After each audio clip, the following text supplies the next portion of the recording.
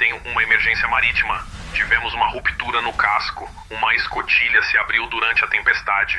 Temos 3 compartimentos alagados, carga pesada e perdemos a propulsão principal, que os engenheiros não conseguem reparar. Esse pedido de socorro foi a última coisa ouvida de quem estava a bordo. O Elfado, navio porta-contêineres solitário, não teve chance, pois seu destino foi selado dias antes por decisões controversas do capitão. À medida que mais detalhes surgiam, os investigadores ficavam cada vez mais perturbados pela negligência intencional que descobriram em 2015. O Elfado virou manchete quando desapareceu nos arredores do Triângulo das Bermudas. No momento da última atualização, a embarcação americana seguia diretamente para o centro do furacão Joaquim ao amanhecer. Não restou nenhum vestígio. O navio havia desaparecido como se nunca tivesse existido. Um ano depois, as conversas gravadas recuperadas esclareceram o ocorrido antes do desaparecimento misterioso. Tudo parecia normal quando a tripulação carregou o navio em 28 de setembro para sair do porto. Com 33 pessoas e mais de 11 mil toneladas de carga, a embarcação partiu para San Juan, Porto Rico. Por mais de um ano, Elfado foi uma tábua de salvação entre esses portos, transportando alimentos, reboques, carros e suprimentos essenciais para a ilha caribenha. Eu partiria na noite seguinte às 16h51. 3 horas antes de sair do porto, o Centro Nacional de Furacões dos Estados Unidos da América fez um anúncio de que a tempestade tropical Joaquim havia se formado e que poderia se tornar um furacão no dia seguinte. Um alerta também foi emitido para uma área a leste das Bahamas, agora abrangendo 73 mil milhas náuticas quadradas. Isso não surpreendia a tripulação do Elfado. Um mês antes, a tripulação havia conduzido a embarcação pelo Canal Velho das Bahamas, enquanto a tempestade tropical Erika causava danos à Dominica. Desta vez, o capitão Michael Davidson acreditava que o furacão Joaquim não era uma ameaça significativa. Ele escolheu uma rota direta do rio St. John's até a Baía de San Juan, que passava pela área da tempestade. Como todo furacão, a tempestade era guiada pelos ventos globais. Os ventos alísios da África costumam levar furacões ao Caribe. O sistema de alta pressão das Bermudas pode alterar o caminho deles, desviando-os para o norte no Atlântico. Joaquim era esperado que se comportasse da mesma maneira. A única dúvida era em que ponto ele iria curvar para o norte e até que ponto para o oeste ele iria se mover antes disso. Com dados do NHC, Davidson achava que Joaquim faria uma curva antes de encontrar Elfado. Alguns tripulantes duvidaram da escolha dele e, infelizmente, estavam certos. Por volta das 21h30, na noite seguinte, Elfado partiu do porto de Jacksonville. De acordo com a experiência de marinheiros de séculos atrás, a manhã amanheceu vermelha, um presságio de mau tempo. Olha aquele céu vermelho ali, vermelho de manhã. Marinheiros, fiquem atentos, isso é um aviso claro. O capitão Davidson e seu imediato estudaram a rota de Joaquim usando o sistema meteorológico BVS a bordo do navio, que mostra o clima visualmente e envia atualizações a cada 6 horas. A atualização das 5h04 foi um pouco diferente. Ela havia movido o centro da tempestade para o sul. Os novos dados fizeram Davidson alterar levemente o curso do navio para o sul, de 133 para 140 graus. Às 6h25, o terminal SAT-C do navio forneceu uma previsão do Serviço Nacional de Meteorologia um pouco diferente. Em 24 horas, ela previa que Joaquim estaria próximo à rota do Elfaro. As Bahamas emitiram alerta de furacão, aguardando que Joaquim seguisse para oeste-sudoeste. O capitão não parecia saber da previsão do serviço meteorológico, que alertava sobre ventos de 75 nós com rajadas de até 90 nós e ondas de 27 pés. Mesmo assim, ele chamou a mudança de rota de um bom pequeno desvio do centro da tempestade e tranquilizou sua tripulação. Planejar é difícil sem saber. Mas fizemos um pequeno desvio aqui. Nós vamos ficar mais ao sul do olho. Estaremos cerca de 100 quilômetros ao sul do olho. Vai ficar tudo bem. Nós vamos ficar bem. Não é deveria, é certeza. Nós vamos ficar bem. Todos na ponte concordaram com essa decisão. No entanto, eles estavam menos otimistas. O imediato previu uma noite difícil. Com o tempo, a ansiedade da tripulação aumentou. O capitão seguia confiante e garantiu à tripulação que o navio era forte, já tendo enfrentado tempestades piores. A segunda imediata era a mais preocupada. Ela expressou claramente suas preocupações. Ele está dizendo para todo mundo lá embaixo: "Ah, não é uma tempestade ruim? Não está tão ruim assim, nem está ventando tanto. Já vi piores." Acho que ele só está tentando minimizar, porque percebeu que não deveríamos ter vindo por esse caminho. Salvando as aparências. 12h22. O capitão Davidson seguiu as regras da empresa ao enviar um relatório do meio-dia para a empresa mãe do operador, a Tote Maritime. Ele relatou o progresso do navio a 274 milhas de Jacksonville, com média de 193 nós. Também citava condições normais, ventos do norte de 7 a 10 nós e ondas de 7 pés do leste-nordeste. Ele citou rapidamente as precauções para o furacão Joaquim, sem detalhar. 2 minutos depois, o terminal SATC recebeu uma previsão urgente do Serviço Nacional de Meteorologia. Joaquim teve ondas de 7,5 metros e ventos de até 85 nós. Ele estava a 300 milhas náuticas a sudeste do El Faro. Às 13h12, o capitão atualizou a sede. Porém, os dados meteorológicos divergiam dos relatórios oficiais. Curiosamente, ele sugeriu voltar ao norte pela rota segura do Canal Velho de Bahamas. Era estranho navegar rumo a um furacão que se aproximava, enquanto ele se afastava desviando da rota. Às 19h, o capitão viu que o furacão não mudaria para o norte logo e ajustou o curso mais ao sul. Mudar de 140 graus para 150 graus colocaria mais distância entre El Fado e o centro de Joaquim. Pelo menos era isso que ele acreditava. Davidson se retirou para seus aposentos 1 hora depois e não voltaria pelas próximas 8 horas. Durante esse tempo, El Fado seguiu confiantemente direto para o desastre quando a noite caiu e o El Fado continuou avançando. Os oficiais na ponte discutiam possíveis mudanças de rota. Alguns estavam tão apreensivos que procuraram o capitão em seus aposentos, mas ele não compartilhou da preocupação de seu subordinado e não voltou para a ponte. Em vez disso, o capitão atendeu o telefone do navio e disse para manterem o curso. 00:30. A segunda imediata assumiu o turno e ficou surpresa com o que viu. O curso levou a embarcação direto para o furacão. O que ele está pensando? Sempre que vamos ao sul, a tempestade tenta nos seguir. 1h15.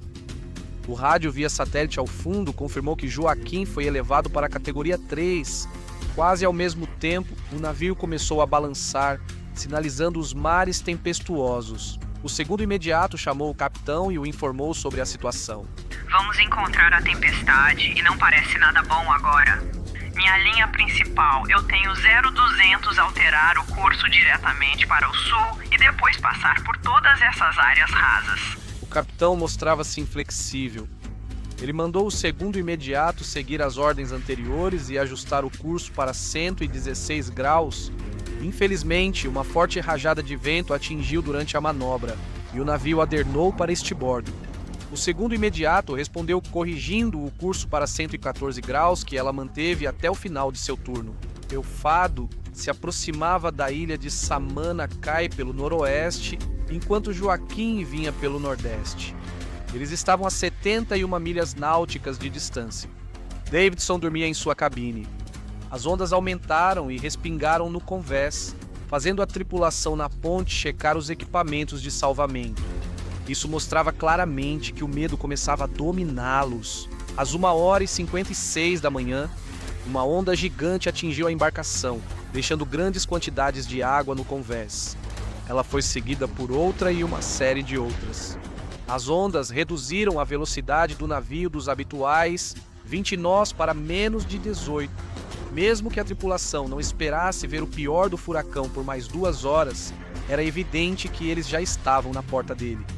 2h53 da manhã, o alarme de desvio de rota tocou. O segundo imediato tentava controlar o navio enquanto ondas fortes o atingiam. O vento soprava tão forte que ninguém queria sair da ponte de comando. Infelizmente, a tripulação não sabia a intensidade do vento porque o único anemômetro que mede velocidade e pressão estava quebrado. O gravador de dados de viagem registrou vento de 58 nós às 3h30. A segunda imediata fez outra alteração de rota para enfrentar o vento, mas ela não podia fazer nada para reduzir a velocidade. O navio seguia a 16,8 nós às 3 horas e 45. O imediato chegou para assumir o turno e descobriu que o El Fado havia desenvolvido uma inclinação para estibordo de até 15 graus. Ao perder velocidade, vento e ondas varriam a embarcação de bombordo para estibordo, ficando mais intensos. O imediato mudou o curso para diminuir a inclinação, mas não teve sucesso. Às 4 horas e 4, a velocidade do navio já estava em 10 nós. A segunda imediata, que se retirou para sua cabine, estava desesperada. Ela escreveu para sua mãe em um e-mail: Não sei se você tem acompanhado o tempo, mas tem um furacão lá fora. Estamos indo direto para ele. Categoria 3, semana passada. Os ventos estão muito fortes e o mar não está nada bom para ninguém. Pelo contrário, o capitão, que apareceu na ponte às 4 horas e 9 da manhã, não demonstrou preocupação com a situação. Enquanto a equipe da casa de máquinas forçava o motor ao máximo e purgava os tubos repetidas vezes, isso reduziu sua potência. Sempre que El Fado tinha um problema crítico, seu reservatório principal de óleo estava abaixo das 27 polegadas recomendadas. Essa deficiência comprometia o fluxo de óleo ao motor, essencial para lubrificar os componentes. Uma queda súbita de pressão podia desligar o motor e deixar o navio à deriva na tempestade. Às 4 horas e 46, o capitão tentou corrigir a inclinação. Ele virou a embarcação para o norte, quase contra o vento, reduzindo a velocidade para 7 nós e meio. Mas essa decisão foi baseada em dados antigos. O relatório mais recente indicava ventos de 105 nós e o centro da tempestade a 11 milhas. 5 horas e 15 da manhã, o caos reinava na ponte. O supervisor relatou que o navio adernou 18 graus para estibordo e seguia a 58 nós. As coisas também estavam se movendo descontroladamente no convés. Como se a situação não o incomodasse, ouviu-se o capitão: Daqui pra frente só vai melhorar. Estamos do outro lado disso. Infelizmente, as coisas não melhoraram. O navio embarcou água na popa e a velocidade caiu para 4 nós. A água entrou no porão 3 pelo escotilhão aberto no convés 2, soltando vários veículos. A única maneira de compensar isso é esvaziar o tanque da rampa de bombordo. O capitão Davidson tentou corrigir o leme do navio para a direita. Ele decidiu transferir a água de lastro do tanque direito para o esquerdo, ordenando uma curva de 60 para 350 graus. Assim, os engenheiros puderam acessar a área alagada e fechar a escotilha. Depois, o capitão ordenou que a água de lastro fosse devolvida ao tanque direito. Essa ação restaurou a inclinação original, porém, o navio parecia já ter passado do ponto sem volta às 6 horas e 2 minutos. O segundo imediato disse ter ouvido alarmes na casa de máquinas. A água estava entrando, vindo pelos dutos de ventilação. 10 minutos depois, o capitão mostrou descontentamento pela primeira vez. Não estou gostando da lista. Acho que perdemos a usina. 6 horas e 31 da manhã, a velocidade da embarcação era de 5 nós, mas só porque o vento estava empurrando. O capitão ordenou que todos fossem à ponte e o segundo imediato redigiu a mensagem de emergência. Eles abandonaram o navio, mas o capitão ainda esperava que a equipe da casa de máquinas restaurasse o sistema e salvasse o El Fado. Ele não pretendia abandonar o navio. Mesmo com todo o vento a bombordo, uma escotilha deixada aberta e um alagamento significativo no porão. 3 horas, 7 horas, 1. O capitão ligou para o centro de emergência da TOT e solicitou uma conexão com uma pessoa qualificada para notificá-lo sobre uma emergência marítima. Você está me conectando com... Quadro de internação, é isso que eu estou, obrigada, tentando descobrir agora, vendo quem está de plantão.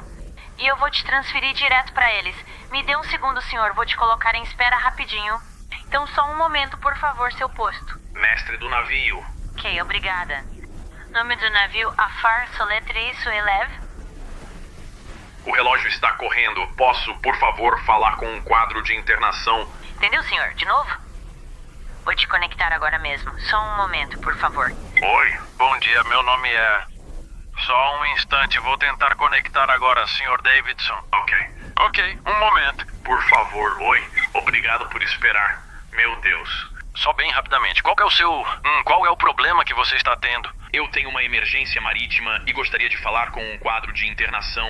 Tivemos uma ruptura no casco. Uma escotilha se abriu durante a tempestade. Estamos alagados até o terceiro compartimento com uma carga pesada. Perdemos a unidade principal de propulsão. Os engenheiros não conseguem fazê-la funcionar. Posso falar com um quadro de internação, por favor? 7h06. O capitão avisou a pessoa responsável em terra sobre a situação do navio. O segundo imediato informou: O vento nos empurra. Não podemos fazer nada aqui de cima. 7h13. O segundo imediato enviou o sinal de socorro por ordem do capitão. A água estava invadindo o porão em grande quantidade.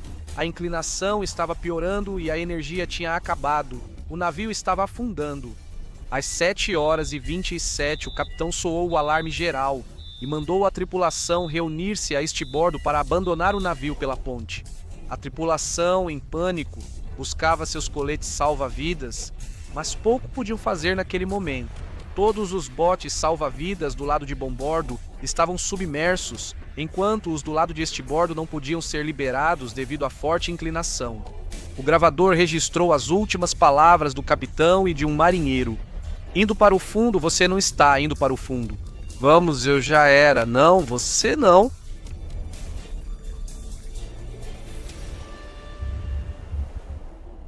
Silêncio. Pouco depois, Elfado mergulhou nas profundezas do Triângulo das Bermudas. A tripulação de 33 pessoas permaneceu nele até quase o fim. Se algum deles teve sorte de conseguir sair, ficou à mercê de um mar selvagem e tempestuoso. Às 7h30 da manhã, a guarda costeira da Virgínia soube que Elfado estava preso no furacão Joaquim. Ele perdeu energia, estava inclinado a 15 graus e inalcançável. Eles enviaram um C-130 da Força Aérea, a única aeronave capaz de encontrar e contatar o navio. A guarda costeira tentou localizar. O farol Éper do Élfaro ativa automaticamente quando um navio afunda, mas só opera com satélites em órbitas baixas, que nem sempre estão disponíveis. Às 10h30, todas as tentativas de contatar Elfado falharam. A guarda costeira pediu ajuda ao Emerald Express, o navio mais próximo. Infelizmente, a tempestade também atingiu o Emerald Express, impedindo sua ajuda. Enquanto isso, os ventos do furacão chegaram a 130 nós. Chegar perto da última localização de Elfado era arriscado. Nem a guarda costeira conseguiu chegar a menos de 100 milhas náuticas. No dia seguinte, um avião caçador de furacões tentou se aproximar, mas precisou voltar à Flórida após danos da tempestade. Às 9h05 da manhã, 26 horas após o primeiro relato, a guarda costeira decidiu adiar a busca até a passagem do furacão. Pensou-se em enviar um helicóptero para a tempestade, mas seria lento demais sem aviões ou caçadores de furacões. A busca foi retomada em 3 de outubro assim que o tempo melhorou. Socorristas buscaram sobreviventes, achando só alguns salva-vidas do Elfado entre óleo e destroços. Um avião da Marinha relatou ter avistado 2 botes salva-vidas, um deles do Elfado. Quando os socorristas chegaram, ele estava vazio. Um rebocador achou outro bote, mas era pequeno para rebocá-lo. No final do dia 4 de outubro, a aeronave de reconhecimento avistou um traje laranja com restos humanos. No entanto, antes que pudessem recuperar o corpo, avistaram outro traje e alguém acenando da água. Eles marcaram onde estava o primeiro traje para buscar depois e foram ao segundo local, mas não encontraram nada. Ao tentar voltar ao primeiro traje, não o encontraram. Em 5 de outubro, o radar da Força Aérea confirmou a ausência de grandes navios na área, o suficiente para a guarda costeira declarar o naufrágio do Elfado, mas os socorristas seguiram buscando sobreviventes. Infelizmente, só encontraram boias salva-vidas e trajes vazios do Elfado. A busca encerrou oficialmente em 7 de outubro. Os socorristas buscaram por 154 horas, além das 120 horas previstas de sobrevivência. Elfado afundou em águas muito profundas, tornando impossível qualquer esperança de resgate por mergulho. A tragédia chocou o público, que se perguntava por que um navio seguiria rumo a um furacão. A investigação apontou várias falhas que causaram o desastre. Vários erros e descuidos criaram uma cadeia que dificultou a sobrevivência do navio a um furacão de categoria 3. Elfado não era forte o bastante para aguentar uma tempestade tão forte. No incidente, ele tinha 40 anos e estava em más condições. Construído em 1975, o motor Vessel Porto Rico foi projetado pela Sunship na Pensilvânia. Inicialmente, servia para transportar carga em semi-reboques. Em 1992, Elfado foi convertido. Essa adição trouxe mais espaço de carga no Convés 2 e um nível inclinado extra para equilibrar o peso. 1.830 toneladas de lastro de minério de ferro foram adicionadas em 2006. Uma segunda conversão transformou Elfado em um navio porta-contêineres. Agora, ele podia levar contêineres vitais para abastecer Porto Rico com alimentos. No entanto, essa mudança aumentou o peso do navio e elevou seu centro de gravidade. Para compensar, foram adicionadas 4.875 toneladas de minério de ferro. Apesar dessas mudanças, a Guarda Costeira não as considerou uma conversão significativa. Essa decisão foi tomada sob pressão dos oficiais da TOT. As mudanças tornaram o Elfado menos ágil e difícil de controlar em mau tempo. Um capitão experiente que navegou confirmou isso. Ele ficou atracado por 6 anos antes de seu serviço Jacksonville-San Juan em 2014. Nesse período, os proprietários negligenciaram os cuidados, causando problemas e levando a equipe a chamá-lo de sucata enferrujada. Após retomar o serviço, a TOT focou em navios mais novos, como a classe Marlin. Essa negligência levou à renúncia dos capitães do Elfado e do El Yonque em 2015.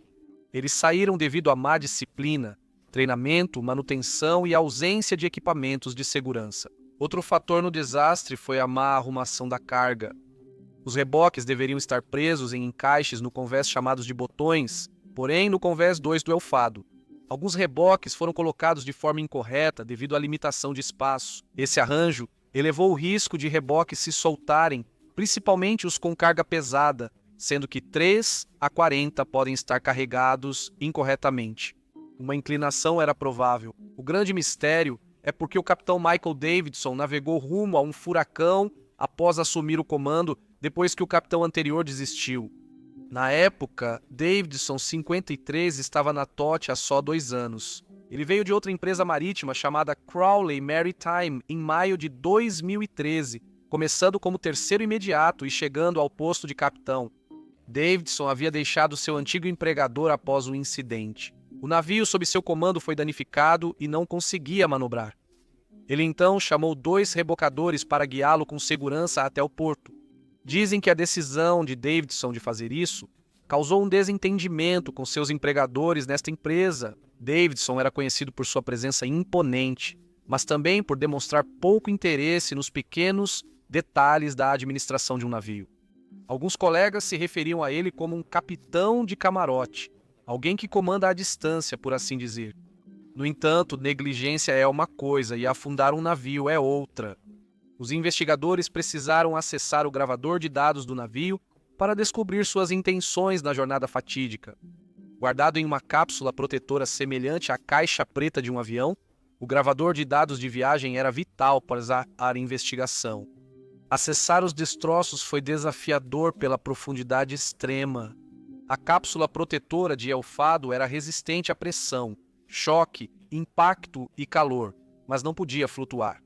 Foi preciso um esforço conjunto do Conselho Nacional de Segurança no Transporte, Guarda Costeira, TOT Marítima e outros. Em 23 de outubro de 2015, o navio Apache da Marinha dos Estados Unidos da América iniciou a busca com diversas tecnologias. Até 31 de outubro, ele havia encontrado os destroços do Elfado. Infelizmente, em abril de 2016 a ponte, o mastro e o gravador de dados de viagem estavam desaparecidos. O navio Atlantis e o veículo Século localizaram as partes desaparecidas. O Apache então retornou em agosto de 2016 e conseguiu recuperar o gravador de dados de viagem, que foi crucial para entender o desastre. Trazia o áudio da ponte do navio revelando o que ocorreu antes do naufrágio. Mesmo assim, eles só podiam especular sobre o que o capitão estava pensando ao manter o curso que os levou diretamente para um furacão. Segundo investigadores do National Transportation Safety Board, o capitão pode ter agido assim por temer perder o emprego. Mesmo tendo sido negada uma transferência anteriormente, O capitão Davidson ainda tinha esperança de conseguir uma posição em uma das novas embarcações da TOT. Os inspetores notaram que o capitão queria chegar a San Juan no horário, apesar do clima. Os oficiais da TOT disseram que negaram o primeiro pedido dele para o navio classe Marlin, mas lhe deram uma segunda chance. Isso foi cancelado, devido a preocupações com sua negligência nos reparos do navio, falha em disciplinar um imediato preguiçoso e conflitos anteriores. Seu estado mental provavelmente influenciou a decisão do capitão na última viagem do El Fado. Ele esperava que a tempestade fosse para o norte e planejava ficar ao sul, confiando em dados meteorológicos desatualizados. Além disso, seu sucesso anterior em situações de risco pode ter levado à subestimação do perigo. Ele minimizou a tempestade ao compará-la com suas experiências no Alasca. Isso distorceu seu julgamento, suas más escolhas e o fato de ignorar a gravidade do clima levaram à tragédia. As más condições do navio, a negligência da empresa e a má gestão da carga pioraram a situação. O desastre resultou sem dúvida em fracasso. As investigações geraram recomendações de segurança sem acusações. As 33 pessoas do El Fado foram dadas como desaparecidas e presumidas mortas. A TOT resolveu casos de morte por negligência para evitar um julgamento que revelasse sua negligência. Não podemos trazer de volta as 33 vidas perdidas, mas o legado delas vive na melhoria da segurança na indústria marítima. Assista a este episódio em seguida. Se você achou este vídeo interessante, por favor, deixe um like e um comentário se quiser apoiar o canal.